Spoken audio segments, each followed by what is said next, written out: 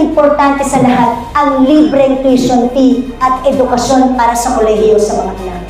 Kaya kung di dahil sa kanya, walang libreng tuition fee na batas ngayon. Ayaw ng mga presidente kasi malaking gastos daw. Kasi libreng tuition fee sa state colleges and state universities ang lahat ng bansa. So kinocompute nila 40 billion ang babayaran. Ayaw nung panahon ng mga dating presidente.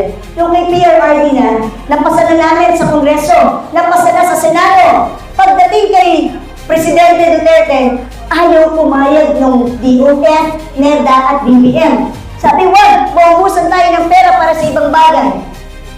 Nag-compute kami. Sabi namin, tawagan namin si Special Assistant to the President, Bongo.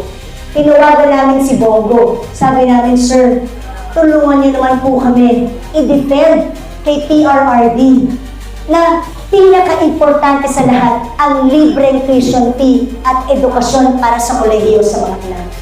Kaya alam mo, talagang tinulungan kami ni Senator Bongo. Dinifend niya ito sa Pangulo. Kaya kung di dahil sa kanya, walang libreng tuition fee na batas ngayon. At proud po ako, isa po ako sa honor sa Kongreso.